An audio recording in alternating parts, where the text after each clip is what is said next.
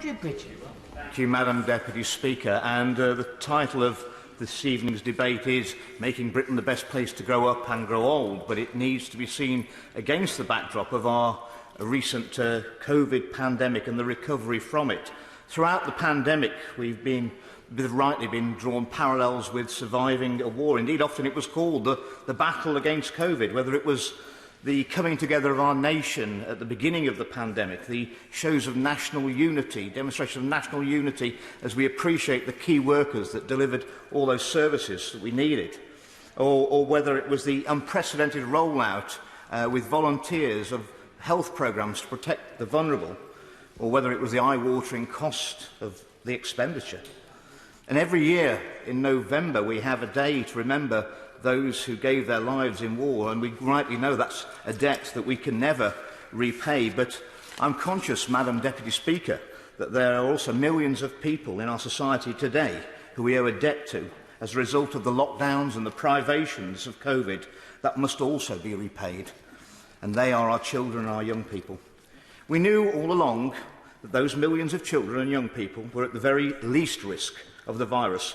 Yet we still, as a House, consciously chose to lock them away for the safety of others, and they have suffered.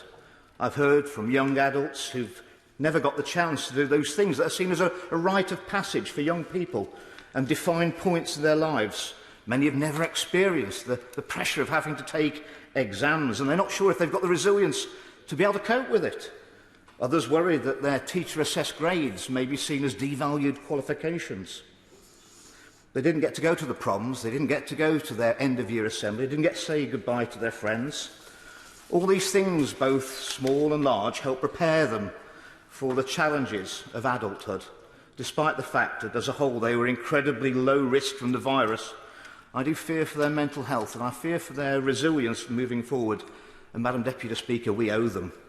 I've heard from secondary schools in my constituency who tell me that children moving up to them are far behind what the professionals would expect them to be at, both academically and socially.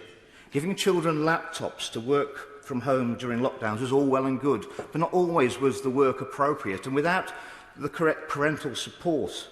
For some parents just didn't have the skills to support their children all the time, as we would like them to have done. Once again, these children were at little risk, and they've had precious years of their education taken away from them to protect others, and we owe them, Madam Deputy Speaker. There are infants starting out their educational journey far behind normal development targets. Local nurseries telling me the children can't toilet themselves, they're lacking social skills and confidence. They've got the longest time to catch up, but catch up they must, or they will bear the scars of the COVID pandemic longer than any of us. Primary schools, they're also noting deficits in social skills in all years, but significantly in Year 2, those children who've lost their foundation years due to COVID, so crucial for their development. And for those who didn't receive sufficient parental support, the damage is even harder. Government must legislate to ensure every opportunity is made available for our children and young people to catch up. Over the term, the price they will be paying will be higher than any of us. With minimal risk to them, they've lost huge opportunities. In a civilised society, Madam Deputy Speaker, I expect adults to make sacrifices for our children and young people. I do not expect our children and young people to make sacrifices to us. We have a debt to them, and it must be repaid, and all government legislation must take into account the damage we've done through pandemic recovery to our children and young people, because our children and young people, they are the future of our country, and they need to be protected. Thank you.